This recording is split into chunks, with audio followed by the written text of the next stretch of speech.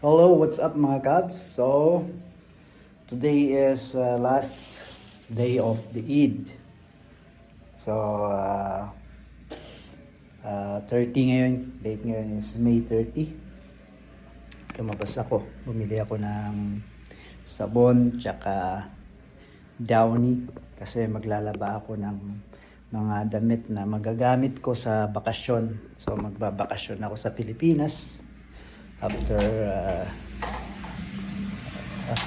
ano ngayon, 30, 31, 1, 2. After 4 days, babakasyon ako sa Pilipinas. Laba. So maglaba ako ng mga damit na magagamit ko sa bakasyon. So usually dati, bumibili ako ng mga bagong damit bago magbakasyon, bagong mga may susukot. Pero ngayon, hindi na. Kung ano na yung mga damit dati, kung ano yung mga luma, ayun na yung gagamitin. Kasi mahirap ang buhay ngayon dito. Hindi kagaya dati sa dati kong trabaho. Same pa rin yung trabaho ko pero ibang lugar. Dito, ibang company. So sa dati kong trabaho sa Gasim or Riyadh, malakas ang kita. Dito maasa lang ako sa sahod. Kaya tipid lang. So lahat yung sahod na sinasahod ko, pinapadala ko. So tiis-tiis lang, tiyaga kung may mga nagbibigay ng pangkain. So pasalamat, kung wala, tiis lang sa gutom. Ganun lang ginagawa ko dito. Hanggat maaari, hindi nga sana ako gagastos eh. So, syempre, babakasyon tayo kahit papano. Is, linis-linisan naman yung mga gagamitin. So, unahin ko itong mga jacket. Jacket ko is, nalabhan na mga to. Kaso lang naka-stack kasi doon sa ayan, naka-hanger lang doon. So, ang gawin ko lang, banlawan, and Downy, para mabango-bango naman. Lagyan natin ng Downy. Then after that, labang ko yung mga sapatos ko. Dati, pag umuwi ako noon, bili ako ng bagong sapatos.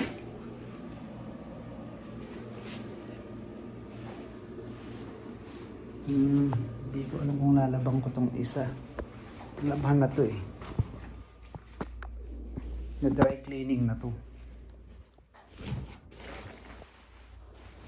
Okay naman ito. Dry cleaning na yan. So itong dalawa na lang. Itong dalawa yung laban ko. Is laban ko to. And then yung mga sapatos. Ayan. So yan, nakasalang na yung damit. Then nangiram ako ng bag, traveling bag sa isang tinuturuan ko sa gym. So yan, para makatipid, instead na bibili ako is miram ako. For the first time na magbabakasyon, ganyan lang talaga ang buhay, na minsan sa taas, minsan sa baba.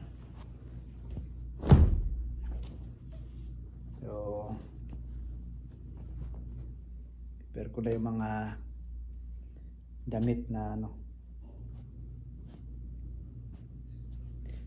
na gagamitin pa uwi, tsaka gagamitin sa Pinas.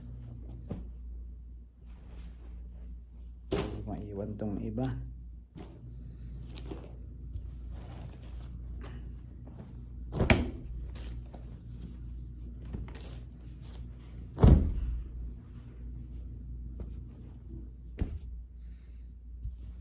Okay, so ayan, meron pa ako dito natago.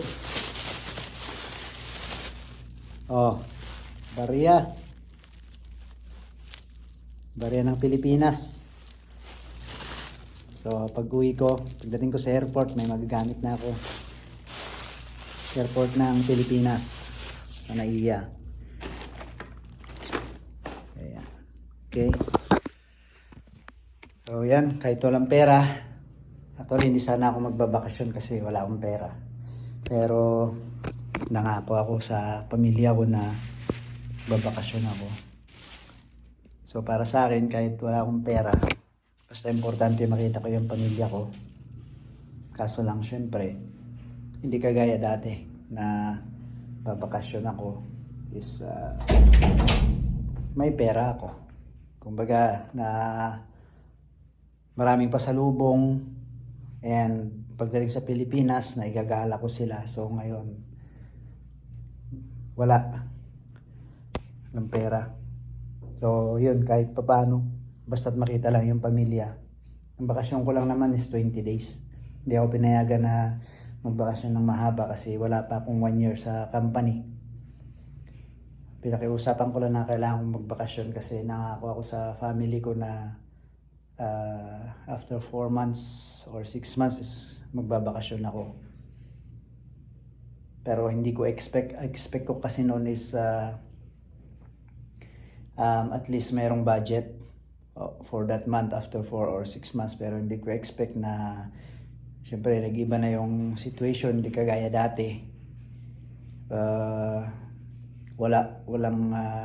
Walang naitabi for vacation.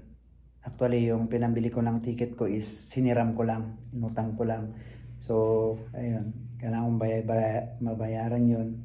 And subukan kong manghiram sa company kung magkano yung papahiram sa akin itong bakasyon ko. So, at least kahit pa paano may dalang pera, kahit konti lang, may ibigay sa pamilya. Ayun. Kasi naging situation ko ngayon dito sa 6 months or 7 months na ako dito sa Saudi. It's mahirap kasi ang daming binabayaran na utang. Kailangan mabayaran lahat ng mga utang namin. So, and syempre, mga gastusin sa bahay, mga kailangan. Kasi yung bahay pa namin is naka-under of Pag-ibig, hindi pa tapos. So, yun yung isang binabayaran ko. And ayun, syempre yung mga basic, mga kuryente, tubig, tuition fee ng mga bata.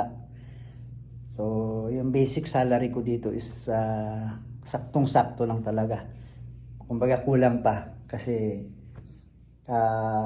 magkano lang yung sahod ko, basic salary ko dito. Hindi kaya dati na nagtatrabaho ko sa Riyadh, sa Gasim. So, hindi lang ako maasa sa basic salary ko kasi may mga extra income ako. So, okay pang buhay nun.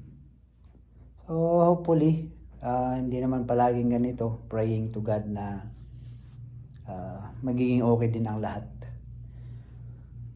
Okay, so yan. Prepare ako ng mga things. Prepare ko yung mga gamit ko na kailangan dalhin. Pag na-prepare na, antayin ko yung luggage bag na ipapahiram ng kliyente ko sa akin. And tignan ko kung ano yung konting mabibili na maiuwi man lang kahit may konting pasalubong sa pamilya. But not like before. Pag umuwi ako talagang dami niyan. Pero ngayon, wala talaga. Pero para sa akin, importante is makita ko yung pamilya ko.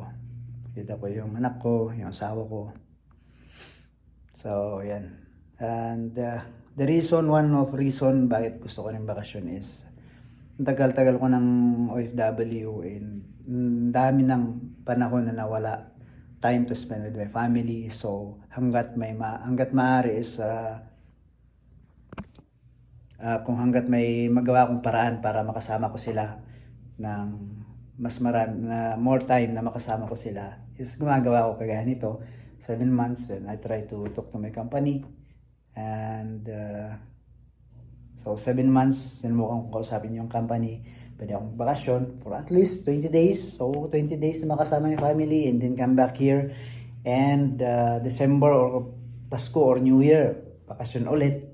So at least hindi kagaya dati na 2 years sa abroad and then uwi ng ilang buwan lang, then balik ulit 2 years. So at least okay na lang ganito. So yan, para sa akin time is more important than money.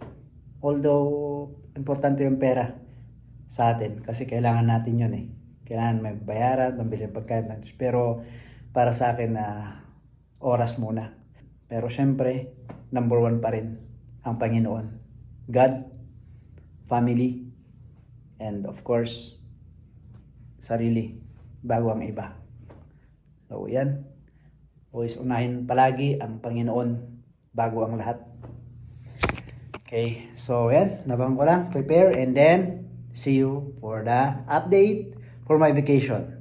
See you in my next vlog. Peace and God bless.